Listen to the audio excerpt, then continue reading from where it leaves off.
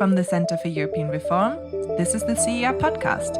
Posons-nous sérieusement la question de l'avenir que nous voulons et ayons tous ensemble le courage de le construire. Für uns in Deutschland ist das Bekenntnis zum vereinten Europa Teil unserer Staatsräson. A strong united Europe is a necessity for the world because an integrated Europe remains vital to our international order. This is the moment for Europe to lead the way towards a new vitality.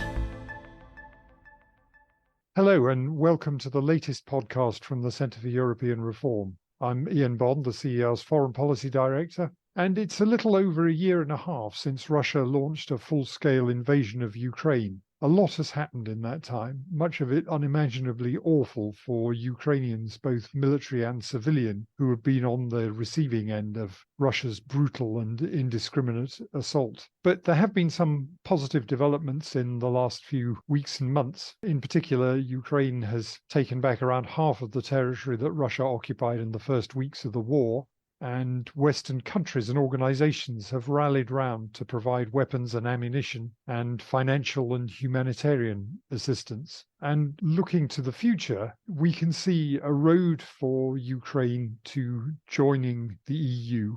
The EU has given Ukraine the status of a candidate country, and by the end of this year, it should take a decision on opening membership negotiations.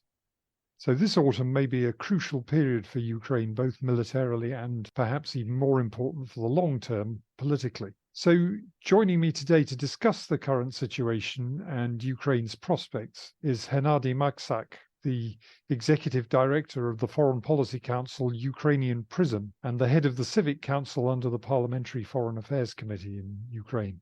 So Hennady, welcome. And thanks very much for sparing the time to talk to me. I know you've just come back from Ukraine. Where were you and what can you say about the mood in Ukraine after 18 months of war? Yeah, Ian, thank you so much for having me in your podcast. And you're right, I'm just back to Brussels from Chernihiv, which is the central part of Ukraine, but it is the region which has the border with Russia and Belarus. So it's a tricky thing. And during my stay, I have parents there, I have relatives in the city with my wife. So basically we spent some time with our close family. And it was a time when there was a hit of the theater by Russian cruise missile. So it's still like indication that war is ongoing and there is no safe place, even in territories which are not military important because we don't have big military units or big military enterprises in our city. But it was still a big, huge blow in the center of the city near the fair where a lot of people were just walking around. So we have a lot of casualties. Oh, that's terrible. It was really terrible for all of us. And basically that very moment I was in another place in Ukraine, but basically I just could imagine I could be there at the place at that time with my son. So the war is ongoing, but you asked about mood of Ukrainians. I think we could divide this question into two. The first one, there is like urgent sense of a bigger problem of insecurity, I would say in that way, for all Ukrainian citizens. And that just makes us think whether to spend our time in Ukraine or abroad, as many of our relatives and our friends are now trying to find their fortune in other places, in European Union, in Great Britain, in many other places. So I would say this is one how to survive because we have autumn. And remember, last autumn, there was a huge blow from Russia on our energy system. And basically, it was a big civilian catastrophe because many of us were hurt being in different cities, in different villages, in other places. So we got accustomed to some extent to the situation, but I think many of us instinctively sense that there might be a repetition of the situation. So it's like an urgent sense of insecurity. But from other hand, I just saw my fresh opinion poll of Ukrainians about how do we assess, do we need to give in to some negotiation pressure from our partners, or should we just stay on the position that all our territories should be liberated? And more than 90% in favor of the second option. So still having all these inconveniences, all these insecurity issues and problems, we're still in favor of just fair resolution of this war. So basically, this is two parts of this story. Yeah, I think it's very understandable. We've all seen what's happened in the regions that have been occupied by Russia. And it's a point that I think those who put forward this idea of sort of swapping land for peace forget that, it's not just about land, it's about the people who live in it and the way that they have been treated, which has been so abominable. So I can quite understand why it's so important to Ukrainians to get back not just territory, but to get back the populations that have suffered so much under Russian occupation over the last 18 months. So that's the mood in Ukraine. Now, obviously, on the external front, apart from all the military developments, one of the key things that we're coming up to is the moment in the autumn when the European Commission will report on Ukraine's progress towards meeting the various benchmarks for moving on to the next stage on the road to membership. So, it'd be interesting for me to get your thoughts on the progress that's made and how confident people are feeling that Ukraine has done enough to ensure that the EU agrees to opening the negotiations. And perhaps just as a reminder for our listeners, the EU sets 7 criteria for moving on to the next stage. That's first, the reform of the Constitutional Court. Second, the continuation of judicial reform. Third, steps on anti-corruption, including the head of the anti-corruption police. Fourth, anti-money laundering steps.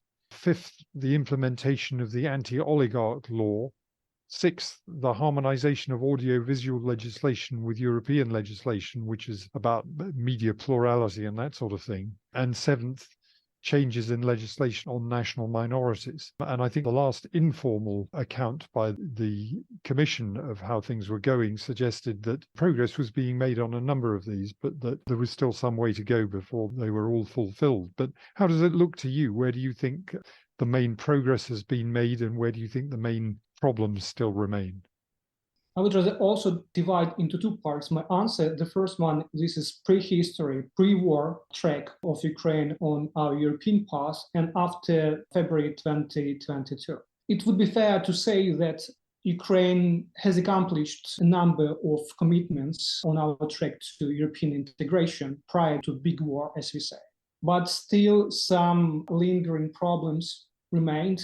And you mentioned some of them in the 7 recommendations from European Commission. So the most acute problem was with anti-corruption in the judicial system, which also somehow overlapped with our rule of law system and our model of administration in Ukraine. And since February 2022, it's my sincere assessment as an expert, a big leap ahead has been done because there was a political will.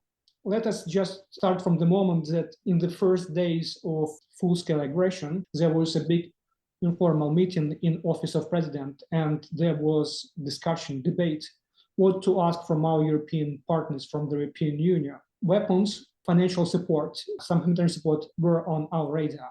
But some of colleagues that participated, they just indicated there is window of opportunity to start to just reshape our relations with the European Union. So political will was there from the very first days, and basically a lot of has been done on this track, vis-a-vis anti-corruption track, vis-a-vis judicial reform. And basically that's why Commissioner Vargey mentioned in June that there are some progress on these steps. But I would rather also not be so optimistic because there are some benchmarks for us which are set by European institutions. And while they are set, there is also some changes from European side, some new commitments which Ukraine has to deliver on, some new ideas. And I would rather say the process is ongoing, incremental.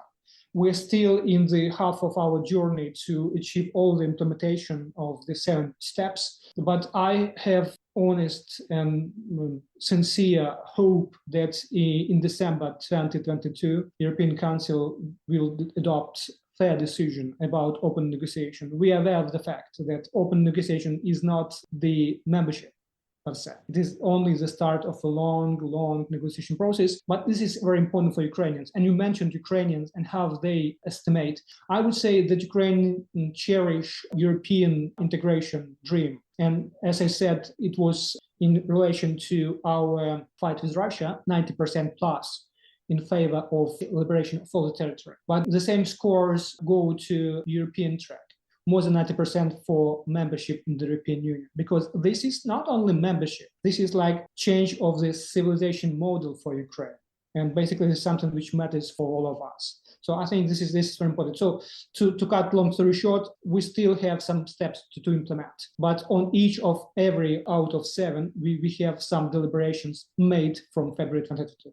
Yeah. So let me just ask a follow-up question about the anti-corruption issue, because a few months ago, I think you were making good progress on the appointment of all the relevant officials and on some quite prominent cases being taken forward against people who were accused of corruption and so on. Now, a few days ago, the president announced that corruption in wartime was going to be treated as high treason, and that would take it out of the hands of the specialized anti-corruption investigators and prosecutors and so on, and hand it to the security service, the SBU. And there's been some worry in the West that actually the SBU is not professionally qualified to deal with corruption in the way that these specialized police, prosecutors and courts are established specifically to deal with this issue. I mean, do you think that there is a danger that if you hand the anti-corruption dossier to the SBU, that actually it sounds as though you're making this a more serious crime,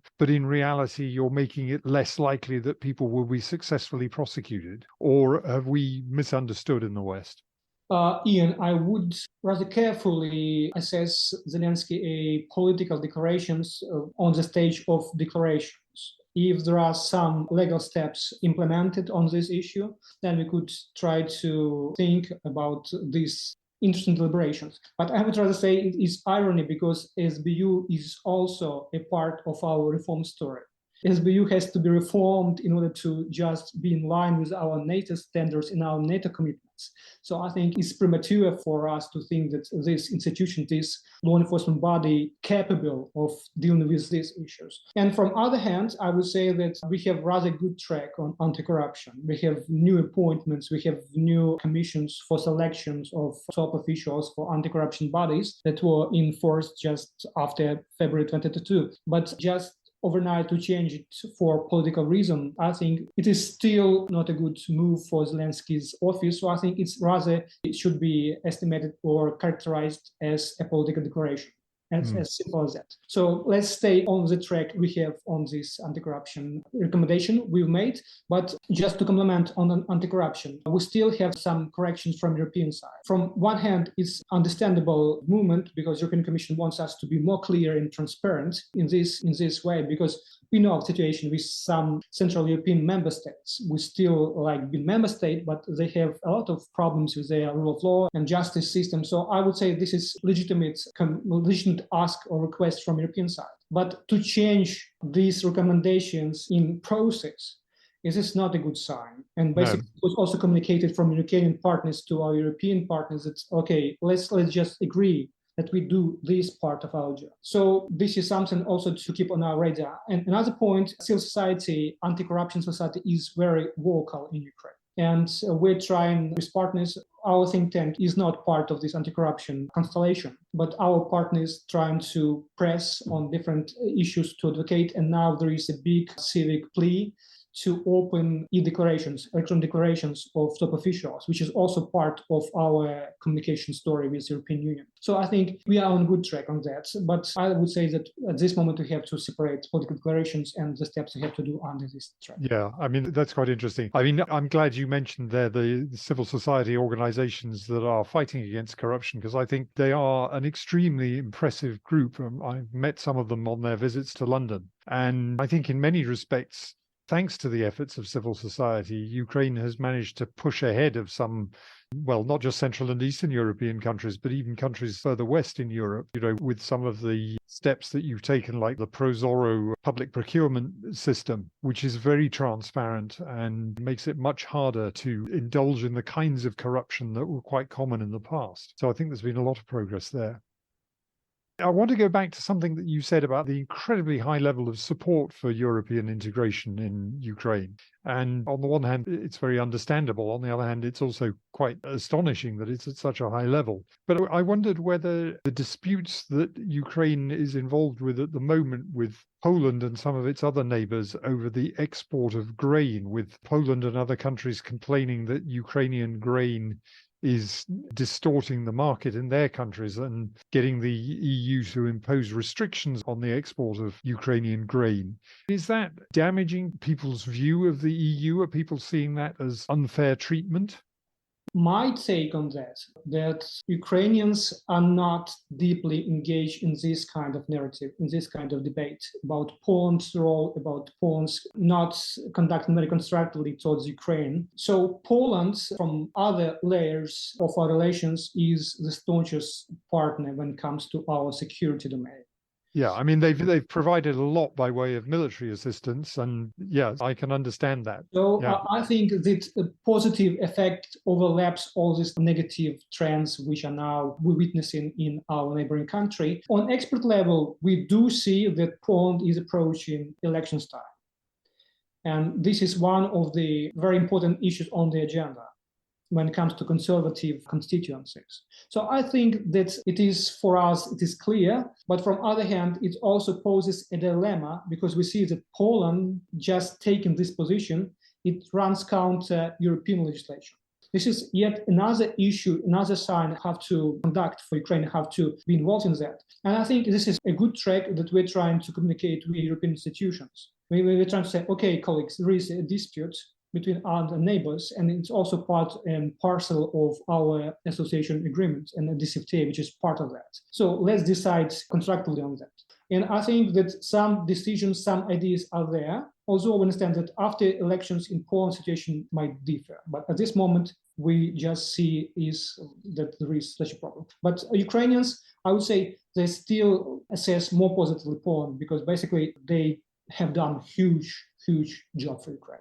Yeah, okay. So that's a well-balanced answer, I think, and a very fair one. So let's assume for a moment that the European Council at the end of the year does decide that the accession negotiations can open in the new year. I mean, obviously, a big part of the process is about the alignment of Ukrainian legislation with EU legislation. And that's a process that you already started as part of the association agreement and the DCFTA. And I think you were describing to me before we started the recording that you have this kind of self-screening process for looking at the legislation that has to be passed. And I wondered, can you talk me through how does the parliamentary process work, especially in wartime? How do you get through this process of aligning Ukrainian legislation with European legislation in these circumstances? Very important footnote for this, Ian, that this self-screen, it was done by 80 public agencies, not only Parliament. So basically, they tried to look in their domains, in their portfolios, which of the European acts just are of the same competence. And they have assessed what part of expertise, what part of functions are already there in Ukrainian legislation, what has to be corrected, what has to be implemented as a new pieces of legislation. And I think it was a good start because this screening starts with negotiation, day number one. And we started, our authorities started it in February 2023. After or just prior to council or summit between Ukraine and European Union. And it was our self-commitment to prepare ourselves more precisely and to understand what parts are more problematic, to say in that way. And I would say that now we see the scope of these acts to be implemented, the scope of acts which are already there in Ukrainian legislation body and which are just out of our agenda for these negotiations. And I would say this was a good track, but now there is a second part of this work. We have this assessment, and now there is a preparation work for national program, which will start with negotiation process. We already know, and we already save the time for this kind of screen done by European partners, and we know what to do and want to implement to be in line with acquis communautaire. Right. But it's an enormous amount of legislation to pass. So how is the Verkhovna Rada functioning at the moment in conditions of war? Ironically to say, good news, they have continuing session all the time during the war. So basically, each day they can be summoned for a legislation process, for some committee meetings. So basically, all this is ongoing. And they have their own plans what to do under these 7 steps. There is a priority line, let us put it this way. But afterwards, they have to implement all these legislation acts according to the clusters, according to the clauses of the key communitaire. And basically, they're preparing themselves. At this point, there is institutional development or enforcement of the parliament. There is a special center to be created, which is to bring more expertise on legislation of European Union, because it's not a secret, but I would rather share with you this knowledge from Ukraine that we have a lot of facilitating projects and programs in Ukraine from European Union, from United States, from Great Britain, which are trying to make our reforms more comprehensive, more effective. But at the very time, these programs, they just trying to select the better personnel, the better expert to their staff. And this is a problem for government institutions because they have not so competitive salaries. And so at this point, these programs are better equipped with people than Ukrainian public agencies and public institutions. So this expertise enforcement is something we still face as a challenge. But there is a good track. As I said, in Parliament, there is a center for European expertise, and they'll be trying to assess each act they have vis-a-vis the norms and compliance with European standards and acquis communautaire. So this is a good sign. But I would say they have a lot of plans. I mean, Parliament, they have a lot of plans, but they have priority. As I said, till October, they have something to say about those 7 recommendations, which are still in process of implementation. Yeah, I mean, I've always been extremely impressed by the people that I have met from the government as well, who are dealing with the European dossier, who seem very well prepared. But it is, for any parliament, I think it would be quite a taxing agenda, just the sheer volume. One question that I have to ask is about the elections, because in theory, this Rada's term of office finishes, I think, by November of this year. Mm-hmm. And as I understand, under conditions of martial law, it's impossible to hold elections. So does the Constitution just prolong the Rada at that point? Or what's the kind of democratic process, if any, that goes on beyond November? You mentioned very interestingly democratic process in wartime. This is something which is very complicated. Yeah, I mean, it's very complicated in many countries, I think. So what I know from my discussion with parliamentarians, with people from Office of President and MFA, that there is still no talk about elections. It is out of the agenda because of the martial law, as you correctly mentioned. It is not like a norm of the Constitution, as you rightly mentioned as well, but I would say that we will stick to the law norm about continuation of activities of Rada. And as I said, now it acts quite smoothly, because there is ongoing session. It is not just interrupted or divided into different sessions. And this is something which is very important for Ukraine. If you have something to decide, and you have some big issue to be resolved via parliamentary procedures, they could meet like in hours and to decide and to vote. And basically, this is why they have some complexity at the moment with traveling abroad. Maybe you heard about some conflicts, about some our MPs being caught in some hot places on the beaches, on the seaside. And I think this is correctly that if there is ongoing session, they have to be in Ukraine. So I think this is something we're trying to see. So elections, less probably, I would say. Right. Okay. Well, as you say, they are continuing to work. That's important. Well, Hennady, I think that's all we have time for today. I mean, it's been an extremely interesting discussion. And I think, I'm impressed by the progress that has been made on integration with the EU. I hope that the Commission will be equally impressed. Fingers crossed. Yeah. And that you will get a good report, and that come December, the European Council will indeed agree to launch the accession negotiations in the new year. So thank you very much for your time today. Very grateful to you. Thank you very much to the audience for listening to this podcast from the Centre for European Reform. If you've enjoyed it, please subscribe to the series on your preferred podcast platform and leave us a good review. And thank you very much, and goodbye.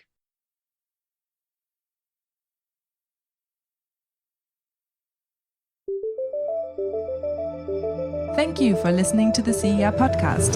If you have any feedback for us or want to leave suggestions for a future episode, then you can find us on Twitter at CER_EU.